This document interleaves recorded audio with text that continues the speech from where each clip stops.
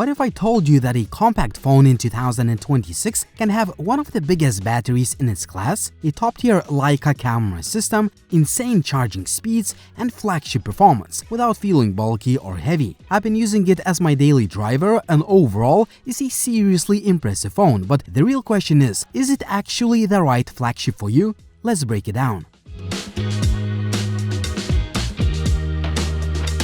Let's start with the unboxing. The phone comes in a pretty familiar Xiaomi style box, clean and minimal. Inside the packaging, you get USB Type-C cable, a SIM ejector pin, a protective case, and the usual paperwork. But no charger in the retail box, but honestly, that's already standard practice for flagship devices these days, so no surprises here. Now, the definition of a compact phone is always up for debate, but in today's world of massive smartphones, the Xiaomi 17 absolutely qualifies as compact, but feel free to tell me what you think in the comment section. The phone features a 6.3-inch display with very small bezels, which keeps the overall footprint impressively small. I wouldn't say you can use it one-handed all the time, but occasional one-hand use is definitely possible. And the moment you pick it up, you immediately feel this is a flagship. It looks premium, it feels premium, and it uses premium materials. You get 6M42 aluminum frame, Xiaomi shield glass on the front, and a beautiful matte glass panel that feels amazing to the touch, and it doesn't attract fingerprints or smudges. By the way, this alpine pink color looks much more subtle in real life than it does in the product images, so if you're worried it might look too purple or too flashy, don't be. In practice, it's very soft, elegant shade. Depending on how the light hits it, it can look almost white with just a slight hint of pink, and sometimes it even shifts toward a very light, warm tone. It's definitely not a loud or crazy pink color, and honestly, I really like how it looks in person. The phone feels sturdy, dense, and very well built. It also features advanced sealing solutions to achieve IP68 certification, meaning it is water and dust resistant. In the hand, it feels incredibly balanced, not just because of the compact size, but because of the excellent weight distribution. And speaking of weight, it weighs just 191 grams. Now here's the crazy part. Inside this thin and relatively lightweight body, Xiaomi packed a massive 6330 mAh silicon carbon battery using Xiaomi's surge battery technology with industry-leading energy density. That's seriously impressive for a phone this size, and just look how thin it is. At just over 8 mm, it's remarkable that Xiaomi managed to fit such a massive battery into a body this slim. Despite being thin and light, it still supports 100 watts wired charging and 50 watts wireless hypercharge. That's a ridiculous speed for a compact flagship. The OLED display is top-notch. It can reach peak brightness of up to 3500 nits, which makes outdoor visibility excellent. Colors look fantastic, everything is sharp, smooth,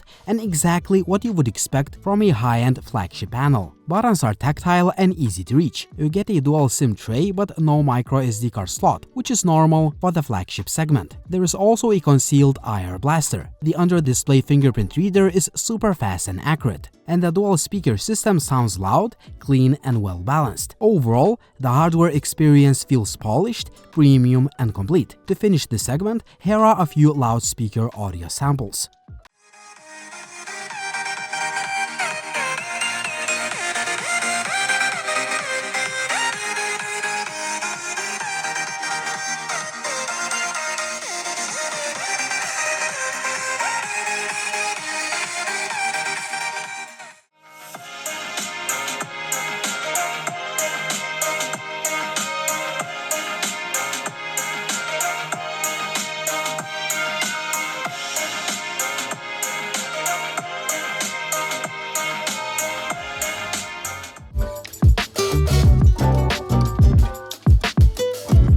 Now let's jump into the cameras. Xiaomi continues its collaboration with Leica, and this year they are calling it the new era of essential Leica imagery. The Xiaomi 17 features a 50 megapixels Leica main camera with a light fusion 950 sensor, a 50 megapixel Leica 60mm floating telephoto lens with 5x optical zoom, a 50 megapixel Leica ultra-wide camera, and on the front, a 50 megapixel selfie shooter. The camera app gives you two main Leica styles: vibrant, which gives punchier, more saturated results, and authentic, which delivers a more natural, classic Leica look. Personally, I prefer the vibrant mode, but honestly, it depends on your taste and the scene. You can shoot at 0.7x, 1x, 2x, 2.6x, and 5x zoom modes. Beyond that, you get 10 times, 30 times, and up to 60 times zoom with AI assistance. Daylight camera performance is absolutely flagship level. The ultra-wide camera is surprisingly strong. On many expensive flagships, the ultra-wide is the weakest lens, but here it's genuinely impressive, sharp, detailed, very pleasing results. The main camera is the highlight. It produces stunning images, sharp, vibrant, detailed, with excellent dynamic range. Honestly, it rivals or even surpasses some of the most expensive phones out there.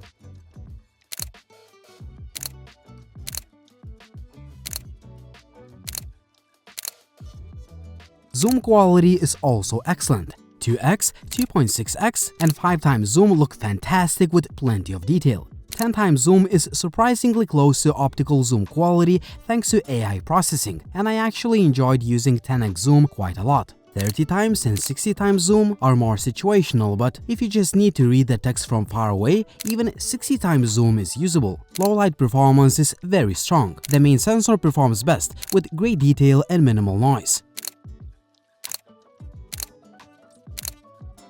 Ultra-wide shots are slightly softer in low light, but still good. Zoom in low light is also surprisingly good.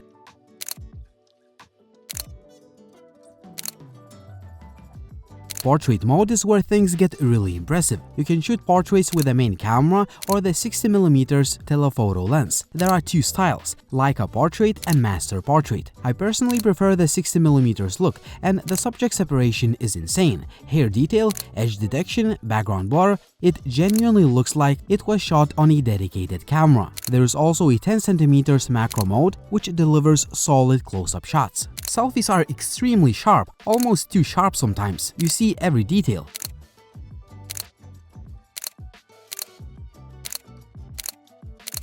Low-light selfies are still good, though naturally slightly softer than daylight. Video recording goes up to 8K 30fps. If you want maximum detail, 8K looks great, but personally, I prefer 4K 60fps for smoother footage.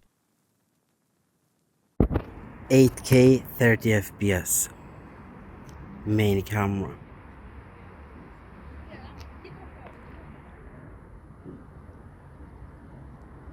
Stabilization is also very good. All the clips you see here are shot handheld.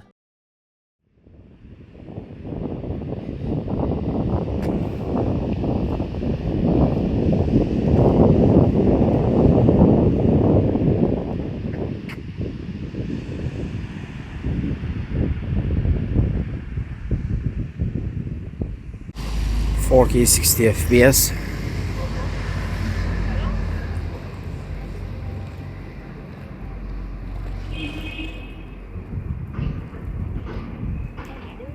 .4K 30fps.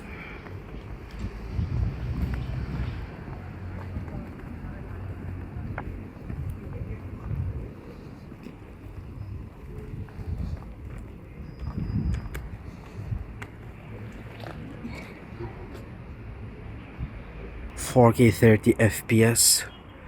Holding the phone in two hands, no stabilization tools, just like always.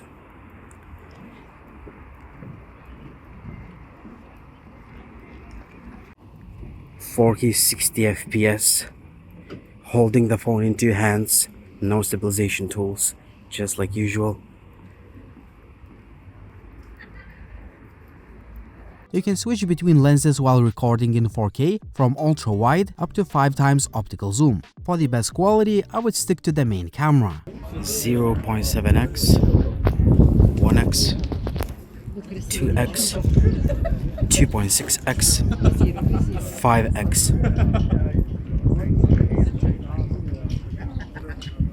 You can take one. If you want, I can take one. 0.7x.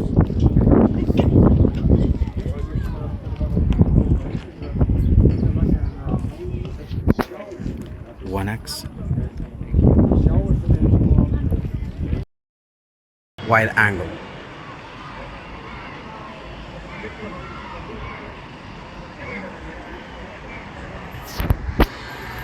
This is 1x.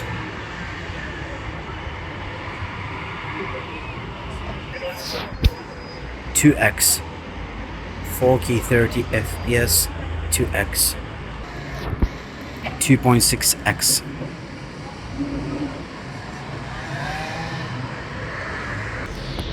now 5x, 4K 30 FPS, 5x. Low light video is good, especially at 4K 30 FPS. 60 FPS still performs well, but 30 FPS produces less noise. You can record selfie videos in 4K at both 30 and 60 FPS, and in both modes the footage looks great. There is plenty of detail, stabilization works really well, and overall the video quality is sharp, smooth, and very reliable. Audio recording quality in video is also very solid. This is 4K 60 FPS video test. Selfie video with a Xiaomi 17, handheld footage. I'm using the phone, I'm holding the phone in two hands, no stabilization tools are used. I'm standing here in the shade, and today's lighting conditions are great for the camera test. This is 4K 30 FPS video test with a front-facing camera of the Xiaomi 17. Video and audio test 1 2 3 1 2 3. Video and audio test 1 2 3. I'm holding the device in two hands. I'm not using any stabilization tools, and I'm just walking slowly and trying to keep the phone as steadily as possible. So this is my video and audio test 1 2 3 1 2 3. Overall, this is a complete flagship camera system. You're getting excellent performance across every focal length, not just good one main sensor and weaker supporting lenses. The ultra-wide is genuinely good, the telephoto modes deliver impressive zoom quality, portraits look incredibly natural, and low-light performance is consistently strong. On top of that, video quality is sharp, stable, and flexible with lens switching in 4K. It feels like a well-balanced, no-compromise camera setup that you can confidently rely on in almost any situation. The Xiaomi 17 is powered by the Snapdragon 8 Elite Gen 5 mobile platform. My unit has 12GB of RAM and 512GB of storage. Performance? Exactly what you would expect from a top-tier chipset. With HyperOS 3 built on top of Android 16, everything feels fast, fluid, and polished. You get tons of customization options as usual with Xiaomi, plus a growing set of AI features like AI writing tools, dynamic wallpapers, speech recognition improvements, live translation, and so on. Gaming performance is excellent. No matter what I played, everything ran smoothly. Graphics look stunning, no stuttering, and the phone stays relatively cool even during longer gaming sessions. It's a top-notch flagship performance package. Battery life is excellent. That massive 6330 mAh battery easily lasts me a day and a half and sometimes even 2 days with lighter use. For a phone this size, that's seriously impressive. And when you do need to charge, 100 watts wire charging is extremely fast. 50 watts wireless charging is also ridiculously quick for wireless standards.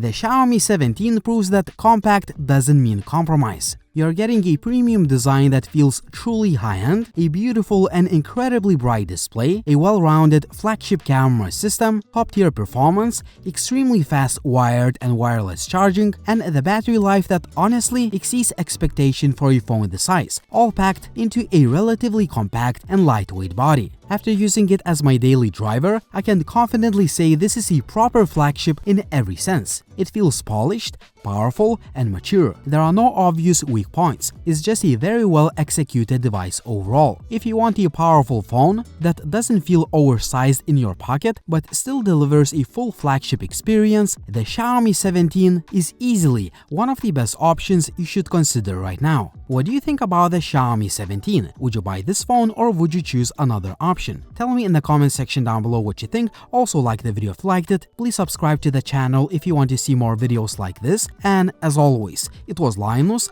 Thank you for watching and see you soon.